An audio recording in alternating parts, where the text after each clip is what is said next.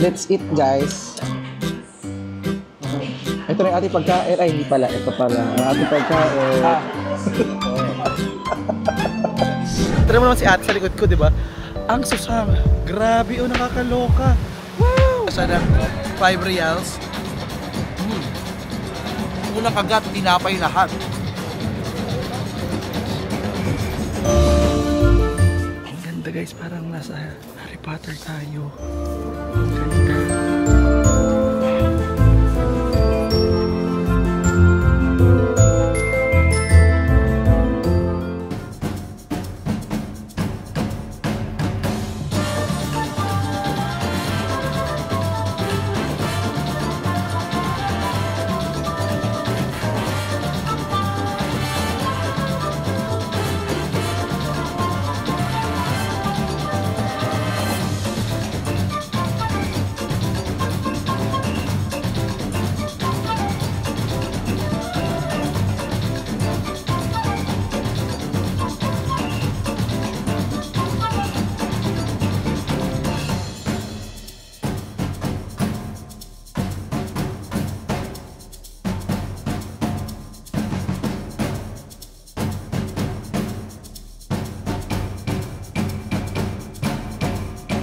So ngayon guys, andito naman tayo sa loob ng kanilang metro or subway station sa Rio. Actually, ang ganda ng kanilang subway kasi sa ilalim guys, parang asa loob talaga kayo ng tunnel.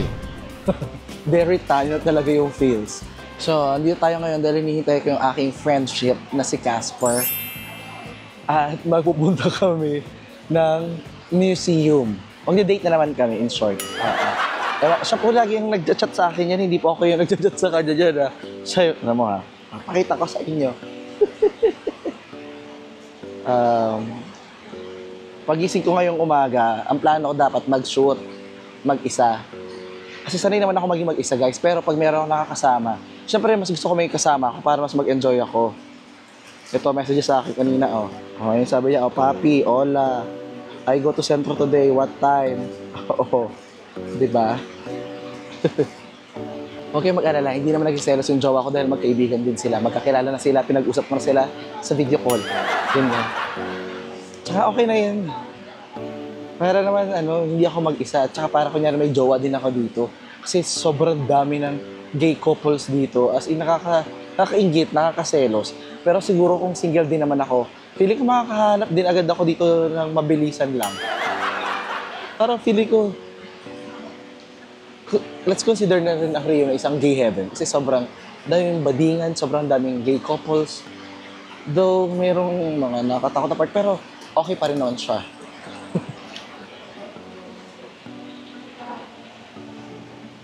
Wala pa rin yung kadate ko. Char. Hello. I can hear you. Who lives in the pineapple under the sea? Uy. I can hear you. Don't run, it's okay. No need to rush. Tumawag ka din at sasagot. Did you call me by, are you calling me by mistake?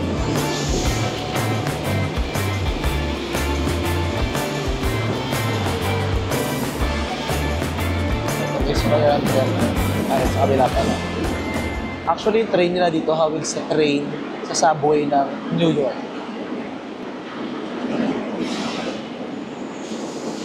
Hindi ko alam yung tawag niya kung nagsasayang lang ito ng internet ko. Sasayang mo yung data ko, ah. Anyway, may kita naman natin siya pag dumakit sa dito.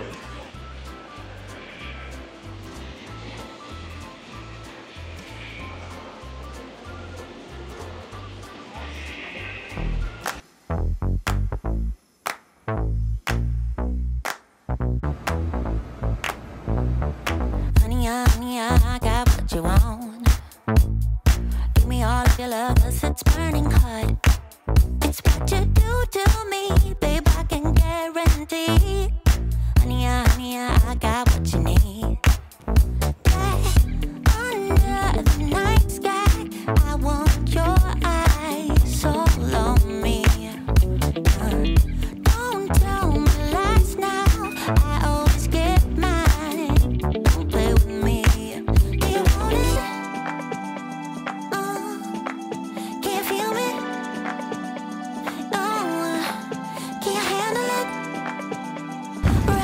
Aha. Do you want it?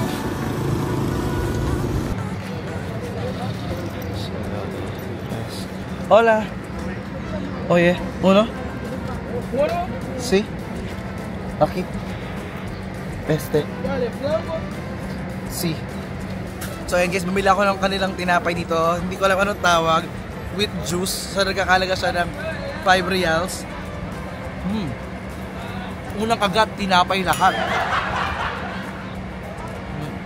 In fairness yung juice, lasang tang. Sarap naman.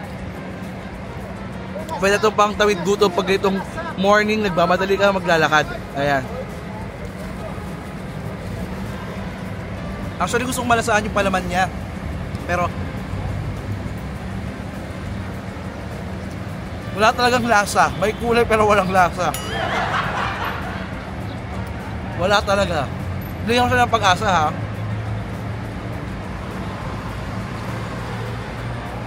Wala talaga. Ito naman be yung nakamamanghang Royal Portuguese Cabinet of Reading dito be sa Rio de Janeiro. At ito be ang isa sa one of the most beautiful libraries sa buong mundo. Grabe, sobrang ganda ng design. Pakiramdam ko, nasa loob ako ng eksena ng Harry Potter. Sobrang ganda. Ang ganda guys, parang nasa Harry Potter tayo. Ang ganda. Itinayo ito dati ng mga Portuguese immigrants noong 1937 at meron itong neo-Manueline architecture inspired ng Portugal Hieronymus Monastery. At meron sila ditong koleksyon ng mga libro na aabot ng 350,000 books including the first editions. Sobrang ganda dito ng kanilang interior be at napaka-intricate ng design ng kanilang mga wooden bookshelves, stained glass, and meron pang skylight na nagbibigay ng magical spirit talaga dito sa loob. Kaya naman sinasabi nila na pag pumunta ka ng Rio, dapat wag mo talaga tong i-skip. Dapat puntahan mo, be. Wow, come on, be. Ang ganda ng lugar nila dito. Di ba, tignan nyo yung mga buildings. Yung lawak ng lugar. May pogi pa na nagmumotor kasama yung aso. What is this? This is the Praça 15, this is the square. And every Sunday or Saturday there is a flea market. So in these parts it's like mostly vendors, and here you have like a lot of people like homeless, and they just sell like random, stuff. It's mostly garbage, but Grabe ka naman. but in this area there is also some food court. Wow. Tulad nga ng sinabi ni Casper, tuwing linggo nga nagiging ganito ang itsura nitong prasa. Marami silang mga tinitinda na parang para sa atin marang basura na actually, mga sirang gamit na pwede pa sigurong maayos, or naman yung ibang nangongolekta ng mga souvenir items or mga antiques na mula pa sa basura. Dito talaga matatagpuan sa kanilang flea market. Iba't ibang uri ng item ang makikita mo dito. May mga second hand, overused, mga tinapon na, mga hindi naman nagamit. Para sa mata man ng ilan, ito ay mga basura. Para sa kanila, ito ang paraan para kumita ng malinis na pera.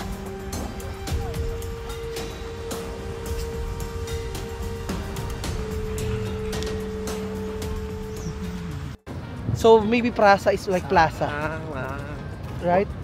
Right. Plaza in Spanish. Yes. Plaza is plaza. Oh wow. Guys, we are heading to the Where? ferry terminal. Okay. And we take terminal to the Niterói. It's like the city other So side of the we can ride now. Yes. Yeah. And also it's like skate spot. So Oh. there's a lot of skaters skating. This is my tour guide here in Rio. I'm charity. Please donate. Buy coffee. Street photography. Send link. Only fans. Okay. Our collaboration in OnlyFans, right? Right. You get? I mean, you anyways. Wow, wait. Ganda oh.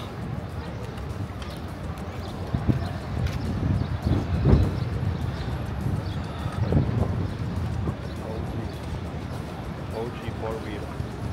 Yes.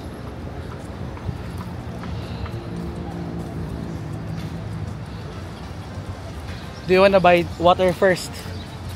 Yeah.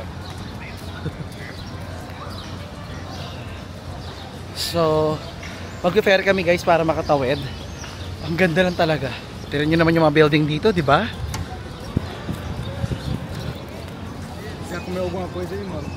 Bibili lang muna kami ng tubig kasi sobrang init, di ba? Yung weather naman yan.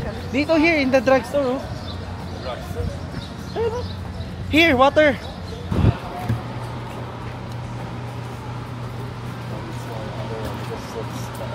Huh? I have some gas. Can you give me one also? Which one? Any? Gatorade, this one. I don't know how to taste.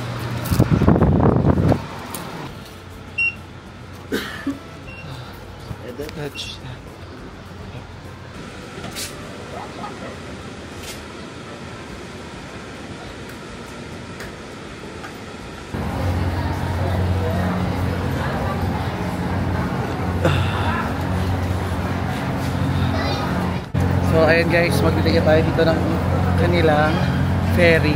Makarad ako parang ganito rin sa sa Malaysia. So, fairness, maganda talaga yung Brazil kaysa Pilipinas.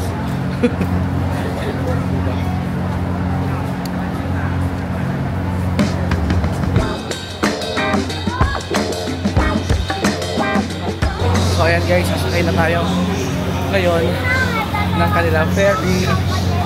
Fairness, para pag ako uwi na ako ng probinsya guys, sasakay na tayo ng Roro.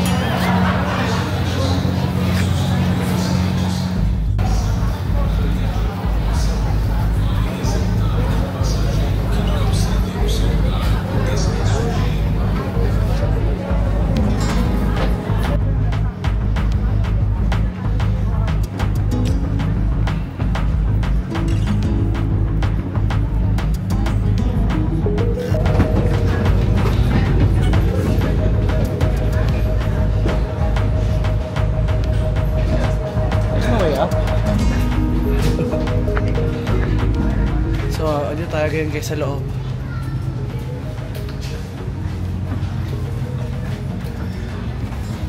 Walang silang ibabaw. Walang labas.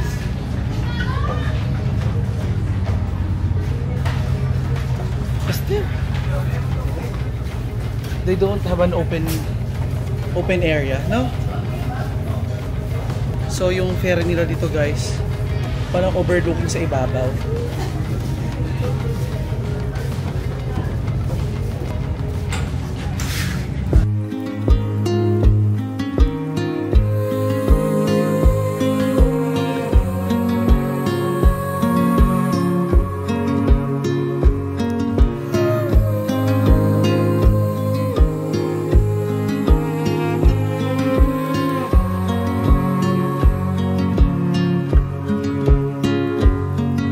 Reflections of the clouds above, the sound of rain along the pond.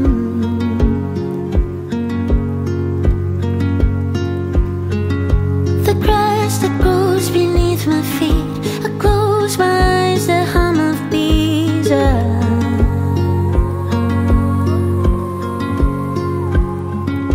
plucked the flower violet green, lily of the valley on my knees. All the things I left behind, save this little place in my mind. I don't wanna lose you.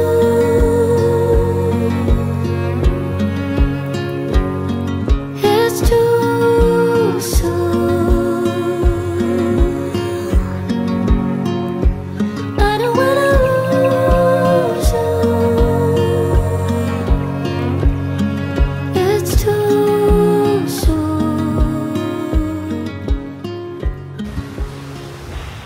So ayan guys, grabe guys, makikita nyo talaga dito sa lugar nila. Tara mo naman si ate sa likod ko, di ba?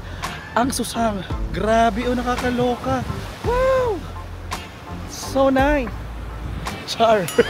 Grabe ang dodonan mo. Ano nyo, naloka talaga ako.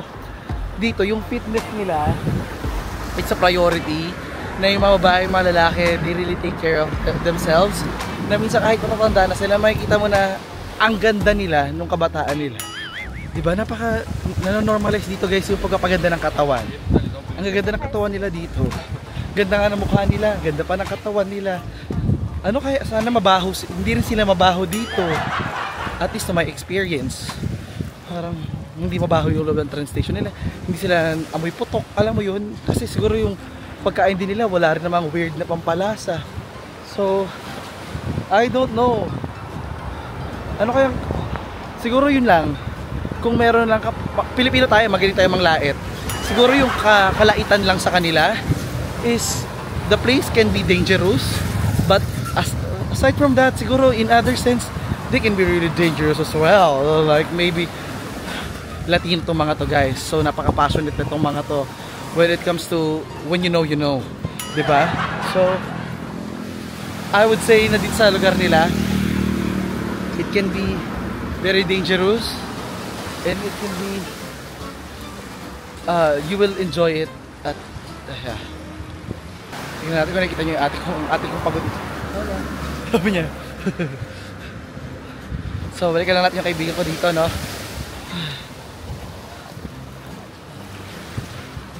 Are you okay, Casper? Paandar lang. So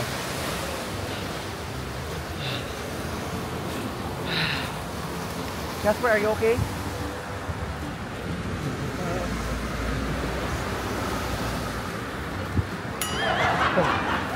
Palaban si mother. Listen to the waves, like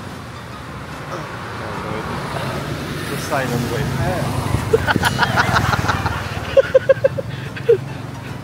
The sound of the wave. When I was younger, I used to parking there, and then. Actually, galing kami guys sa bangko para mag-withdraw. Sobrang higpit.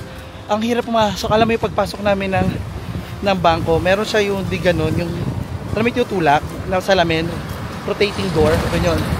So ilalabas mo muna lahat ng mga metal items ng bag mo bago ka makapasok. Sabi ko, hala, kung ganito ka delikado dito, sabihin delikado talaga. Stricto eh. Pero sana safe. So pupunta tayo dun guys. Doon tayo pupunta sa parang UFO na yan. Wait, slow down. Let's just enjoy the view first. Wow. Ang ganda, di ba, ng view? Wow. Si Kuya Bagets pa yan, kaya inaayos pa lang niya yung katawan. Nagsisimula pa lang yan. Pero mga after few years, gaganda na yung katawan din yan. Babalikan natin sila for update.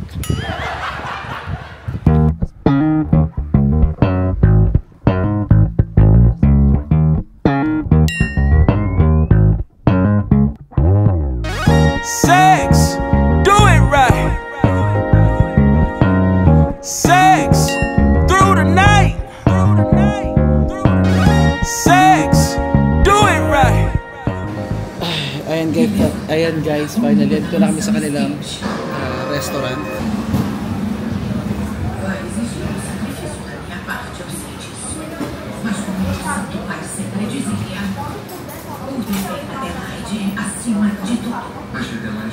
So ayan guys, nandito na kami sa kanilang local restaurant or parang mga karinderya nila. Shala-shalang karinderya. Modern ako ng pagkain dahil actually hindi pa ako makain ng lunch. Alas 5 na. So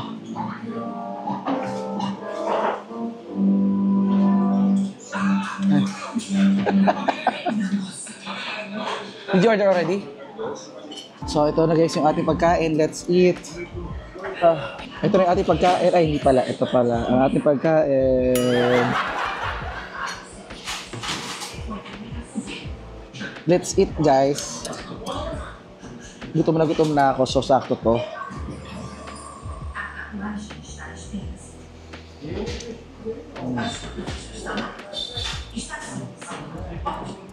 Bragado. Coca-Cola? Coca. Pasensya na, gutom talaga ako kaya hindi na ako nagchika kung ano tong kinain ko. Ang in-order ko is bife a parmigiana. Special to na lunch nila. So, yung beef is yung fried breaded meat na merong ham and cheese para parmigiana and merong sauce ng onting tomato sauce and fries and rice and salad at syempre yung kanilang black bean soup. So good. Ang sarap ng ano. Well, pag gutom ka, masarap ang lahat.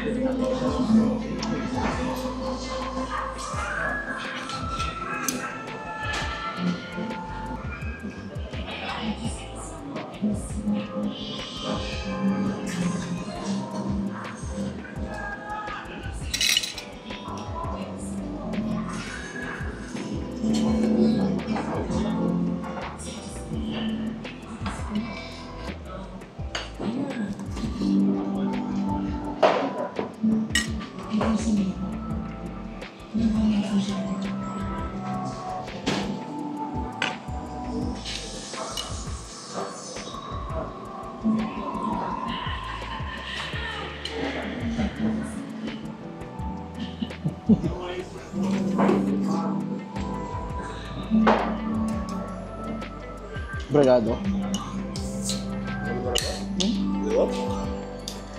I ordered already. Diba? Get it. At habang umorder naman ako ng aking inumin, shoutout nga pala kina Mike and Jenny na mga tambay dyan sa may UP.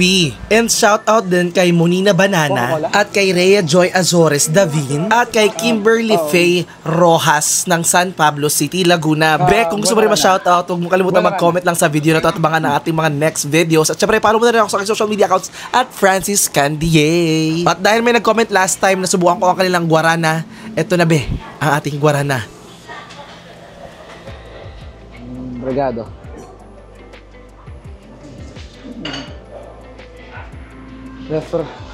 Ayan guys, meron na akong refrigerante.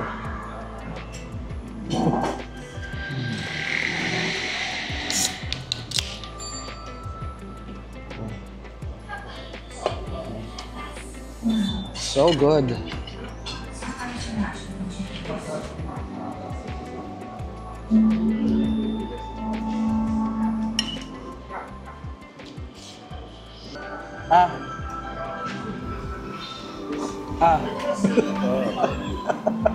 Some things I never thought I needed. Some things I never thought I'd have.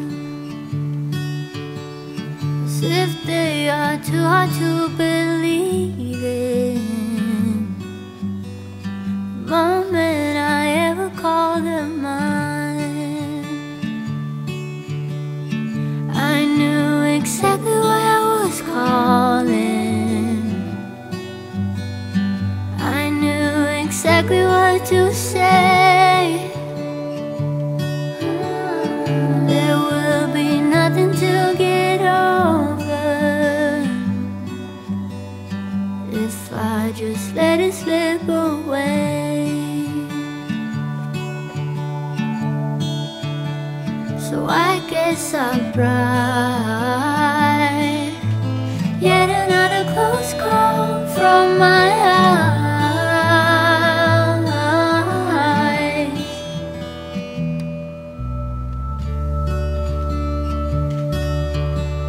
Some days I think of what I had then.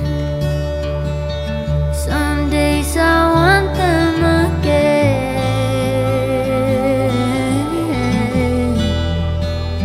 We were happy. What if we've been as good as we get? So I guess I'll try. I can never hold down, but it was a close one.